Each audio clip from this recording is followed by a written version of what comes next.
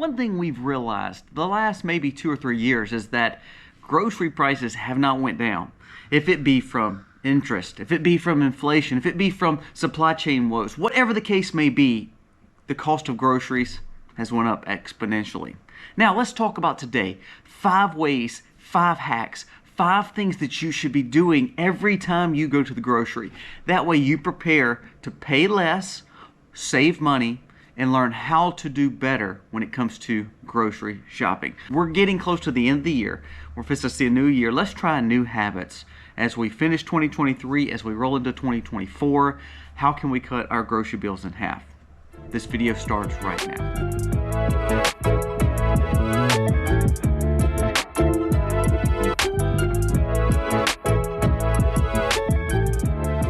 Hey guys, welcome to the Max. Thank you so much for being here today. Our goal is to always do the very best we can when it comes to prepping, homesteading, living sustainable, and staying on budget, understanding the value of our money.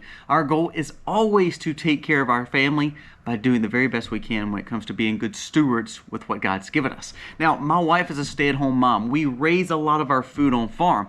So we try to do everything when it comes to saving money, but also knowing we still have to go to the grocery just like anyone else does. So what do? What are 5 ways that we try to cut our bill in half, making sure we have a plan and understanding how to save money even at the grocery when the cost of food is up? So number 1, it's very easy. Before you go to the grocery, understand what you need. So we have to write a list. Now, part of making a grocery list is not just saying, I see that we're out in our pantry. I see that we're out in our fridge. Let's have a goal.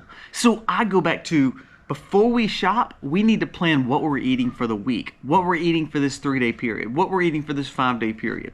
Now for us, we go a little bit more in depth. We're kind of looking at a week or 2, deciding what we're going to put either on the grill or in the smoker, or if we're going to bake something this week, and we plan accordingly. So you need to have a meal plan, and you need to then write out a grocery list for it. So for instance, if you have a big family or a small family, it doesn't matter, we're going to eat a baked chicken this week. Well, I want chicken, but remember, if I eat chicken that's already cut off the bone, I'm paying more for it. If it's already filleted, it's going to cost me more. If it's already deboned, it's going to cost us more. If it's skinless, it's going to cost us more. So let's don't do that. Let's say, okay, I want to eat chicken this week, so let's buy a rotisserie chicken. Let's crock pot the whole thing, and then therefore we can break it down and we can eat maybe Alfredo on it one night. We can take the rest and eat chicken salad for lunch the next day. We can take the rest of it and make chicken and dumplings. So you're making several meals out of that one chicken. So that meal plan helped to know I need that chicken, I need maybe noodles, or I need maybe dumplings, or I need whatever that is that you're building to make the meal plan for the week for that chicken. That may have been 1 or 2 items that you ate with that chicken, maybe 3 or 4, depending on how big your family is. Now, so if we plan that, let's do the same thing with any aspect of what we're eating. Meal planning is key, but then building a shopping list that goes accordingly. I don't want you just to purchase food just to purchase food. If you don't like hominy, don't buy hominy. I talk about this when we talk about preppers pantries too, and we building a preppers pantry. We need to make sure we're stockpiling or buying the things that we actually are utilizing and want to eat. So when we go to the grocery store, we're going to meal plan. After we meal plan, we're going to build a grocery list based on our necessities for that 3, 5, or week period that we're buying groceries for.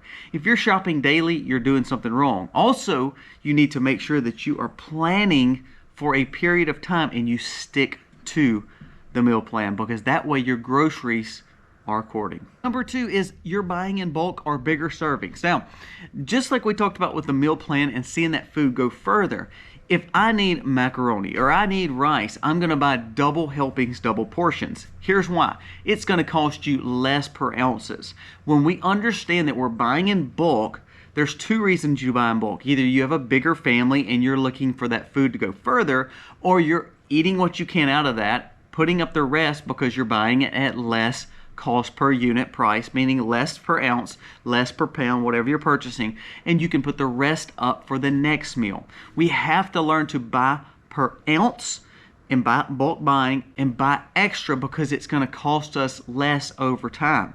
Now, it seems like it costs you more because instead of buying a smaller amount of macaroni noodles for less money, if you look per ounce, it's costing you maybe 10 or 15 or 20 cents more per ounce when you can buy the bigger a container that is $2 or $3, but it's less per ounce. Start shopping per ounce, per bulk buying. This is a very common mistake that most people miss out on because they're trying to fit a budget, and while they're fitting a budget, they're actually paying more for the smaller portions. They're paying more to fit today's budget versus a week budget or a month budget. This is not a sprint, this is a marathon. So if we're trying to save money and we're trying to build new habits, we have to make sure that we're bulk buying per unit price, and making sure that we're buying more than we need. Therefore, we're either building leftovers, secondary meals, or putting up food for the next time, and it's already pre-portioned, it's already put back in the freezer, it's already put back on the prepper's pantry, and you're set to go. Number 3, stay away from convenient foods. Now what I mean is this: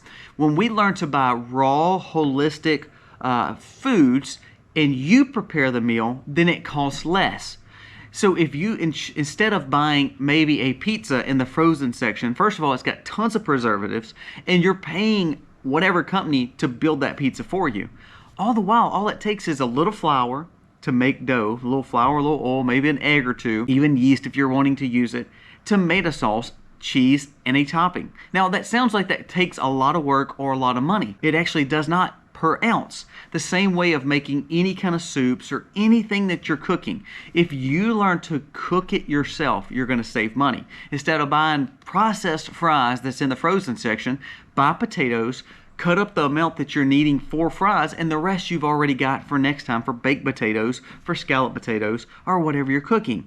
If you learn to pay yourself, basically, meaning you don't pay someone else to do the work, you're saving money by doing the work yourself. Anytime that you buy convenienced foods, it's going to cost you more. For instance, if you're going and you're wanting hamburgers tonight, it's easier for you to buy a pack of hamburger meat than to buy prepackaged hamburgers that are already measured out, portioned out, seasoned up, and ready for it to cook.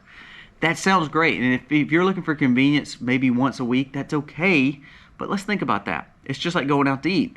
If we want to pay someone to eat, we're paying them tip, we're paying them food, we're paying them to prepare it, when all the while we could have done that at the house and saved a tremendous amount of money. My kids love Mexican food. I can buy rice, taco shells, meat, which a lot of this we grow when it comes to our meat, but say we had to buy rice, taco shells, meat, lettuce, cheese, salsa. That sounds like I bought a lot. I could buy all that to feed a family of 8 for about 15, 20 bucks. Or I can go to the Mexican place and spend 80 or 90 bucks. What makes sense? So when we plan, let's learn to plan for foods that are not convenient, and we learn to plan to cook this so we're paying ourselves. We're saving money than paying someone else to prepare it for us. Stay away from convenient foods, processed foods, because they're overly more expensive per ounce, and they're actually less healthy for you because they've got all the stuff on them to make them last a long time versus you just buying holistically and start making it yourself. As I said, if you're buying flour, that flour would not only make the pizza, biscuits, not only will it make pancakes, it makes several meals for a lot less than if you just turn around and buy each individual convenient item in the frozen section. Number 4, I know this sounds crazy, but don't go to your grocery store hungry. When you go hungry, you start buying things that are not on the list. You start saying, oh, well, I would like to have that. Oh, that would be good. Well, we can't do that. Remember, as a prepper, as someone who wants to live sustainable, and also someone who is trying to stay on a budget and save their cash, the last thing we want to do is not stick to the plan. Well, when we don't stick to the plan, there's reasons we don't stick to the plan. We're either diverging from it because we're hungry, we're diverging from it because we don't want leftovers, we're diverging from it because we have kids talk us out of whatever that we're wanting. Stick to the plan, go when you're not hungry, and make sure you are set on what you're purchasing. Don't get distracted. Now, another great thing, I don't tell people all the time to be antisocial, but if you're putting earbuds in or you're listening to a podcast, you know your list, you see it in front of you. When you're not distracted, you're going to get what you need. You don't think about, oh, well, I can eat this, or I'm hungry, I want this Snickers bar, I want something else. You kind of curve the cravings all because you got one focus on your mind. Sticking to the plan and making sure that you're not hungry and going for every little thing that's around you. Also, stay away from the processed food aisles because they're the ones that tempt you the most. Right there at the cash register, they're the ones that tempt you the most. That's why those foods are there. That's why those cookies or those ready-made chickens are there. That's why I put those kind of things there. That's why a lot of the cooked foods that smell so good are sitting right by the door. Why? Because they want you to buy them. That's why the donuts are right there. So don't go hungry. Stick to the plan. Do not get distracted. And I promise you, this will serve you better. And number 5, this should have been number 1, but it's actual budgeting. Now here's the fun thing about this. Do this as a game almost for your family and for your spouse. You say, okay, we have X amount of dollars. If it be for this week, we are only going to spend $50, or we're only going to spend $100, or we're only going to spend $25. Whatever that budget is, you almost make it fun and like a game. You build your plan based on the money that you have. So you sit down, you say, we have $45 this week. So this is what we're going to eat off of for myself, my wife, and my children. So then you say, okay, well, I don't think steaks is in the budget this week. That's okay. I mean, there's nothing wrong with that. So let's look at maybe ground hamburger meat, and we're going to make tacos, spaghetti, and then we're going to buy that chicken, and we're going to have chicken one night with vegetables, but then we're going to have dumplings the next day. 4 meals, you probably have spent, 10, 15 bucks because it was bought in the right way. It was not bought prepackaged. It was not bought pre-seasoned. It was not bought off the bone. It was bought in its holistic form. Also, noodles with spaghetti, noodles with this dish, noodles to make your own, quote unquote hamburger helper, whatever you're eating. You can learn to utilize better plans based on building it, based on money and budgeting. So they all go hand in hand. It becomes fun because then you're saying, okay, let's see if we can tighten this budget a little bit more. If you don't like Dave Ramsey or you don't like anyone that talks about budgeting and saving money, that a lot of times when we listen to ourselves, we're broke, and so we do broke things. We have broke habits, so therefore we just spend, especially when it's plastic and we're not using cash. It's bad habit forming, and therefore we pass that down to our children. Well, one thing that we talk about all the time with my kids is I want to budget. I want to teach them how to budget and take care of their money. So this would be a great learning experience for them. So, okay, we're on a budget this week. We're going to eat this, and it's going to be based on us saving money. And if we can get under budget, then we're going to get a thing of ice cream too, and we're going to eat ice cream all together. Or we're going to get a thing of popcorn so we can eat popcorn all together and have a movie night. That's the benefit of it. You make the budget, and then you make the reward for the budget, sticking to it. That will help you say, you know what, I've got a goal to. I've got a goal to work to. This is good for you and your spouse as well. Stick to a budget, stick to the goal, stick to the plan, and you're going to realize grocery shopping and feeding your family is not hard anymore. It's not a task anymore. It becomes something you just do. Sit down. Maybe take Saturday or Sunday after church or when you're not at work and you say, okay, let's budget. How much can we spend? Let's meal plan. How much and what are we eating for the week? And then also, let's start building that grocery list to fit that. Let's buy holistically, not convenience. We're buying in bulk, or we're buying more than we need because we're going to use it for leftovers, or we want it cheaper per ounce. And that's how you do it. You say, you know what? This is going to save me a lot of money over time. It's not about just saving money for the week, because when you bulk buy, you're going to probably pay a little bit more this week. But over time, you have saved money. You have cut your grocery bills in half. Now, all this is common sense, and again, it's something that your grandparents probably told you, or how they lived, and they would say, you dummy, why are you watching a video on this subject? Sometimes we need reminding. When we use plastic credit cards, when we don't sit at a budget, when we're hungry and we don't use cash and we don't meal plan, then we're setting ourselves up for failure for the week when we go grocery shopping.